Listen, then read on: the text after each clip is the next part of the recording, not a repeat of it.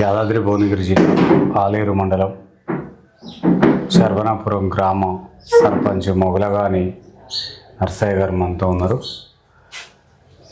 BRS party నుండి సర్పంచ్గా గెలిచిన తర్వాత ప్రతిపక్ష హోదాలో ఉన్నారు. ఎట్లాంటి అభివృద్ధి కార్యక్రమాలు జరుగుతున్నాయి? గొంగిడి సునీత గారు మాజీ ఎమ్మెల్యే ఇక్కడ చేసిన అభివృద్ధి కార్యక్రమం ఏంటో వారిని తెలుసుకునే ప్రయత్నం చేద్దాం. నమస్తే అండి. నమస్తే అండి. చెప్పండి, ఎట్లా ఉంది అభివృద్ధి కార్యక్రమాలు, ఎట్లున్నాయి? మీరు గెలిచినాక ఎలాంటి అభివృద్ధి చేస్తున్నారు? తెలుగు మీడియా మిత్రులకు నమస్కారాలు. నేను గెలిచిన కాడి నుంచి ఇప్పుడు నేను గెలిచి 9 నెలలు అవుతుంది. ఈ 9 నెలల్లో నేను సర్పంచ్గా నిలవడానికి ఫస్ట్ ప్రిఫరెన్స్ ఏంటంటే, నాకు 3 పిల్లలు ఉన్నారు. 3 పిల్లలు ఉన్నారన్న దానికి మనకు ఎప్పుడు ఛాయిస్ అనేది ఏర్పడలేదు. ఇప్పుడు నేను గతంలో మొత్తం తెలంగాణ ఏర్పడ్డ కాడి నుంచి టీఆర్ఎస్ పుట్టిన కాడి నుంచి టీఆర్ఎస్ పార్టీలోనే ఉన్నా. నేను ఎప్పుడైనా కానీ సరే మనం ముందటుండి మన పార్టీని ముందుకు తీసుకుపోయే ప్రయత్నమే నేను చేసిన. గత పోయిన ఎమ్మెల్యే ఎలక్షన్లప్పుడు మా మాజీ సర్పంచ్గా మా తమ్ముడే ఉన్నాడు, మల్లేష్. గొంగిడి సునీత మహేందర్ రెడ్డి గారి ఆధ్వర్యంలో మన ఊరికి సీసీ రోడ్లు పోయడం జరిగింది. మహిళా సంఘం బిల్డింగ్ కట్టేయడం జరిగింది. గతంలో మాకు సొసైటీ తరఫున గౌడ సంఘం బిల్డింగ్ కూడా మన గొంగిడి సునీత మహేందర్ రెడ్డి గారు ఎమ్మెల్యే గారి ఆధ్వర్యంలో మాకు వచ్చింది. ఇప్పుడు ఎల్ఏ గారు వచ్చినాక మాకైతే ఇంతవరకు పనులు అనేది ఏం జరుగుతలేవు. ఒకటే కొద్దిగా మేము పార్టీలు వేరైనా కానీ మేము పోతూనే ఉన్నాం, కలుస్తూనే ఉన్నాం, అడుగుతూనే ఉన్నాం.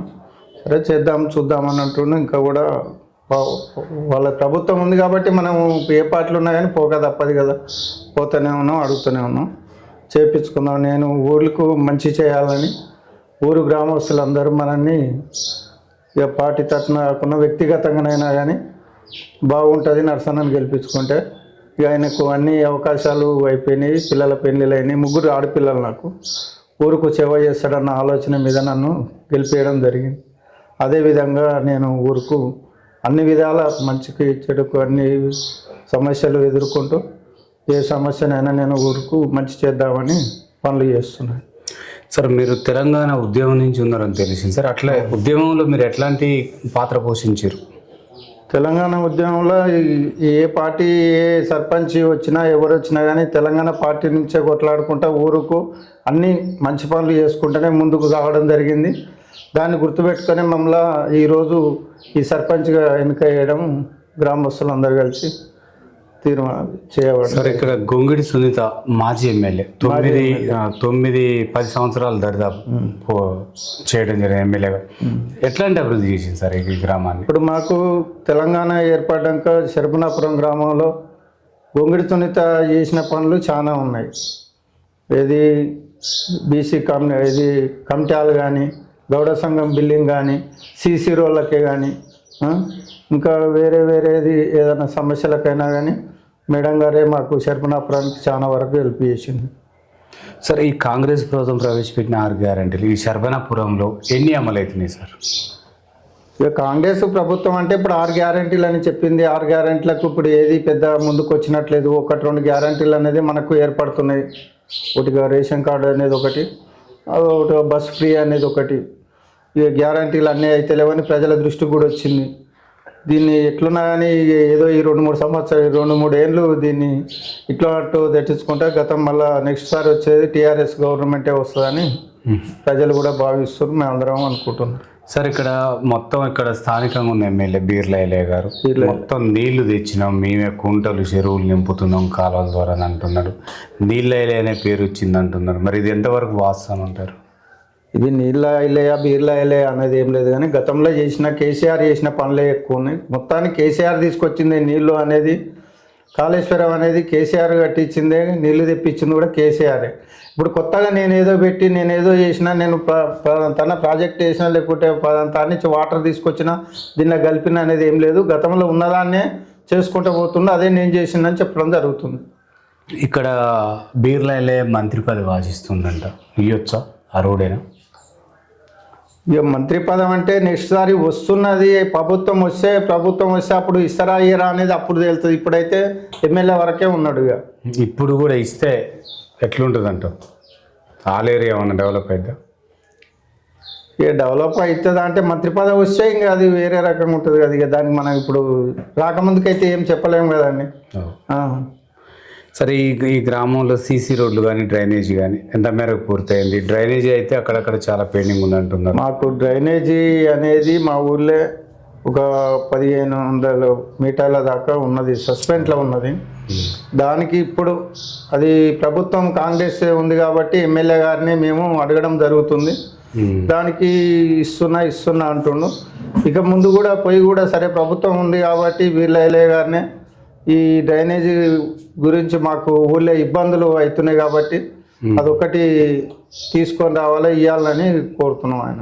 అంటే ఇంకుడు గుంతలు కూడా కావాలంటున్నారు. ఇంకుడు గుంతలు మాకు ఊళ్ళే మొత్తం మీద అయినాయి, కట్టించినాం. ఇక 1-2 ఇప్పుడు ప్రపోజల్ పెట్టినాం, అవి కూడా మేము కట్టిస్తాం. అంటే మొత్తం ప్రజలందరికీ ఇంకుడు గుంతలు ఉన్నాయి? ప్రజలకు ఇంకుడు గుంతలు ఇంటింటికి ఉన్నాయి, మా ఊళ్ళో ఉన్నాయి. సీసీ రోడ్లు కొన్ని పెండింగ్ ఉన్నాయి అంటున్నారు. కొన్ని పెండింగ్ ఉన్నాయి. గతంలో మొత్తం సీసీ రోడ్లు చేసినవి ఉన్నాయి మా తాను. గత ప్రభుత్వంలో చేసినాయి. గత ప్రభుత్వంలో చేసిన సీసీ రోడ్లే ఉన్నాయి, కానీ ఇప్పుడు ప్రభుత్వంలో వచ్చినాయి అయితే ఏం లేవు సీసీ రోడ్లు. గత ప్రభుత్వంలో చేసినవి ఉన్నాయి. సరే, ఈ రైతులకి యూరియా యాప్ అర్థం కావట్లేదు అంటున్నారు. యూరియా అనేది ఇప్పుడు రైతులకు, వ్యవసాయదారులకు యూరియా వాళ్ళు యాప్లో కొట్టుకుందామంటే కొంతమంది యాప్ తెలిసిన వాళ్ళు ఉంటారు, ఓటీపీ వచ్చిన వాళ్ళు ఉంటారు, ఓటీపీ రాని వాళ్ళు ఉంటారు, చిన్న సెల్ ఉన్న వాళ్ళు ఉంటారు. తెలియక చాలా యూరియా గురించి మాత్రం చాలా ఇబ్బందులు అవుతున్నాయి. ఎట్లా దీనికి పరిష్కారం ఏమంటారు? యాప్ అనేది మనం బంద్ చేసి డైరెక్ట్ రైతులకు అనేది వ్యవసాయం చేసుకునే వాళ్ళకు యూరియా అనేది డైరెక్ట్ ఇవ్వడమే మంచిగా ఉంటుందని మేము కోరుతున్నాం. గతంలో కేసీఆర్ ప్రభుత్వం ఉన్నప్పుడు యూరియా ఎంత అడిగితే అంత వచ్చింది. అప్పుడు కరెంట్ ఇబ్బందులు కూడా జరుగుతున్నాయి సార్. అప్పుడు కేసీఆర్ ఉన్నప్పుడు 24 గంటల కరెంట్ ఉన్నది. మనకి ఇప్పుడు మొత్తం కొడితే 12 గంటలు అంటున్నా. 12 గంటలలో కూడా 5-6 గంటలు, 2-3 గంటలు కొరత అనేది ఏర్పడుతుంది.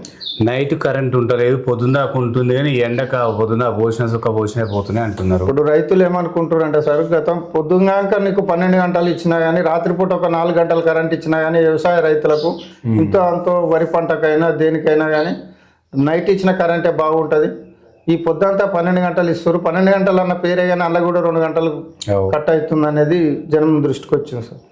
రైతులకు పంట మార్పిడి విషయంలో మీరు ఏమన్నా అవగాహన కల్పించారా సార్? పంట మార్పిడి విషయంలో మనకు రైతు ఇది మీటింగులు పెడుతున్నాం మేమే.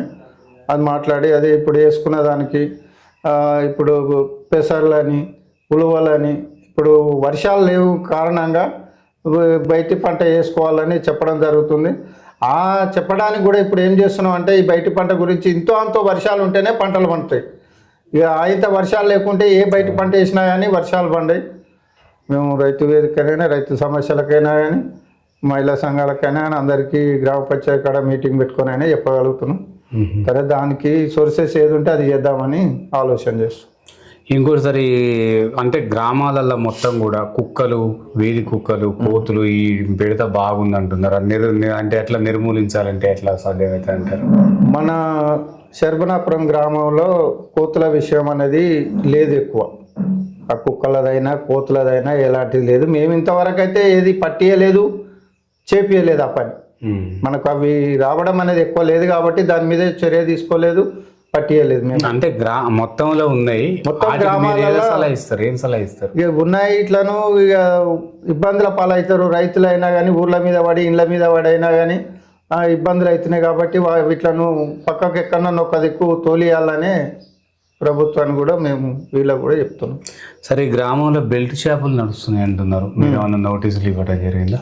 బెల్ట్ షాపులకు మేము ఏం నోటీసులు ఇవ్వలేదండి. గ్రామంలో బెల్ట్ షాపులు అంటే అన్ని ఊర్లలో బెల్ట్ షాపులు నడుస్తున్నాయి. మన శర్బనాపురంలో కూడా బెల్ట్ షాపు నడుస్తలేదని కాదు, నడుస్తుంది.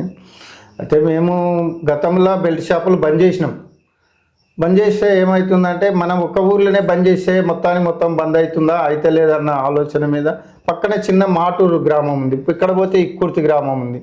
ఈడ బంద్ చేయగానే ఏం చేస్తారు అంటే పక్కన పోయి తాగొచ్చి ఆ రాత్రిపూట ఆడ ఈడ పడుతురు కాబట్టి కొంచెం ఆ బెల్ట్ షాపులు అనేది మేము పెద్ద పట్టించుకోలేదు. యథావిధిగా అంతటి నడుస్తుంది కాబట్టి మన తన కూడా నడిచేవైతే అనుకుంటున్నాం. అంటే దాని ద్వారా యువత కూడా కొంతమంది ఇబ్బంది పడుతున్నారు కదా, అంటే బైకులు ఎక్కువ తోలటం, హరాస్మెంట్ చేయటం ఇట్లాంటివి జరుగుతున్నాయి.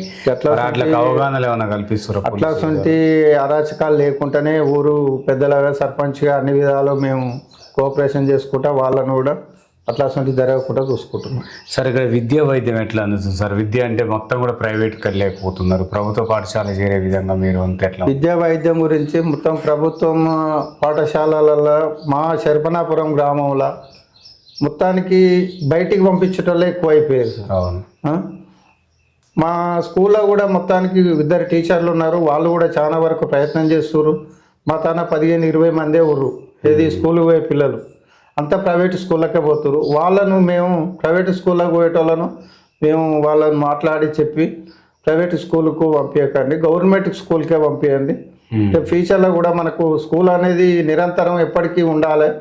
ఇలా మనం తెలిసిన వాళ్ళం లీడర్లను బయటికి పంపించినాం అనుకో మన స్కూల్ మూతపడుతుందని వాళ్ళ మీద కూడా మేము మాట్లాడి చెప్పడం జరుగుతుంది. అంటే వాళ్ళ కాడ ఎట్లా ఉంది? తల్లిదండ్రుల నుంచి ఏమన్నా? ఏం లేదు, వాళ్ళ తల్లిదండ్రుల గురించి ఆలోచన ఏముందంటే మా పిల్లలు సరే మేము వేరే తాన చదివిపిస్తున్నాం, మా వసతి తీరుగా మేము బయటికి పోతున్నాం కాబట్టి ఇప్పుడు దోలే తట్టలేము, నెక్స్ట్ ఇయర్స్ మాత్రం ఇక్కడనే దోలి ఈయనే చదివించుకుంటామని చెప్తారు.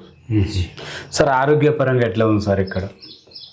ఆరోగ్యపరంగా అన్ని విధాలు మంచిగా వైద్యం అంటే ఇక్కడ ఆశా వర్కర్ల పనితీరు, వర్షాకాలం వచ్చిందంటే ఆశా వర్కర్ మంచిగా ఉంది, టీచర్లకైనా బాగానే ఉంది, అంగన్వాడీ టీచర్లు అయినా. ఇప్పుడు పొడి చెత్త కార్యక్రమం నడుస్తుంది అంటే వేరు చేయట్లేరటగా? వేరు చేయాలని మనకు ప్రభుత్వం చెప్పింది, మనకు మండలం నుంచి చెప్పారు. వేరు చేసేందుకు అదే ప్రయత్నాల్లో ఉన్నాం, మేము వేరు చేపిస్తాం.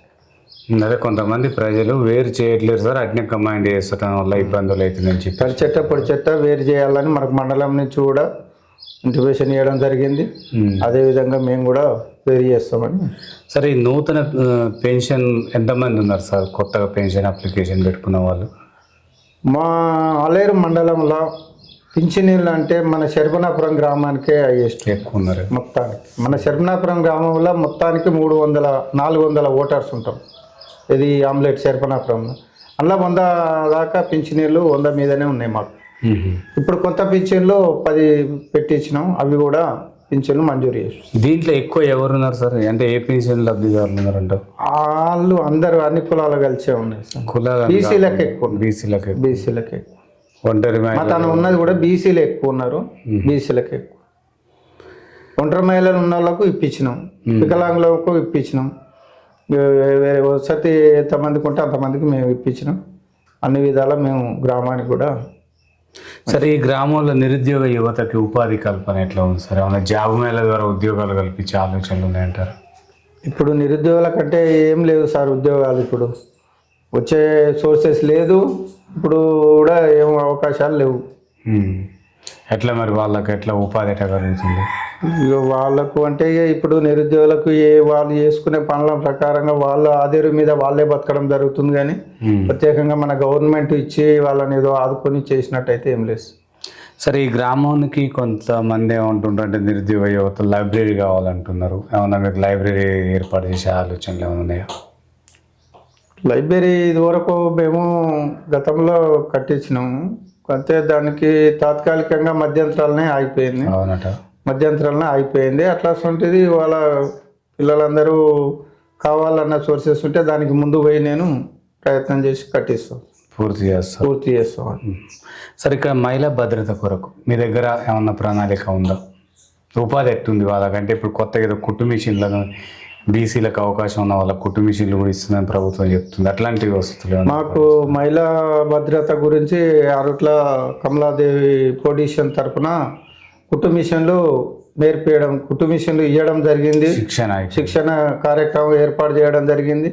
అదేవిధంగా మా ఊరు మహిళలు కుట్టు మిషన్కి 15-20 మంది పోయి నేర్చుకుంటున్నారు. వాళ్ళు కూడా నేర్చుకొని పూర్తి చేసుకున్న కార్యక్రమం కూడా చేస్తారు.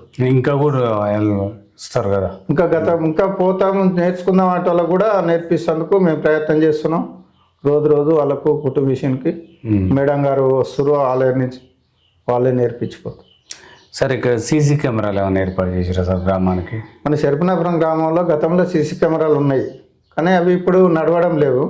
ఆ సీసీ కెమెరాలు ఏర్పాటు చేసే బాధ్యత పర్సనల్గా సర్పంచ్గా నేను తీసుకున్నామని అనుకుంటున్నాను. అంటే ఎట్లా సార్, దాతలు ఉన్నారా ఎవరన్నా గ్రామ పంచాయతీ? ఎవరన్నా దాతలు అడిగితే ఇస్తేనే ఇచ్చారు, లేకుంటే నా సొంత డబ్బులు పెట్టి అయినా కానీ సీసీ కెమెరాలు ఊళ్ళో ఏర్పాటు చేస్తానని అంట. ఎన్ని పడుతుంది సార్ ఈ గ్రామం? ఓ 4-5 పడతాయి, ఎక్కువ పట్టాయి సార్. 4-5 పడుతుంది. మెయిన్ రోడ్కే పడతాయి సార్.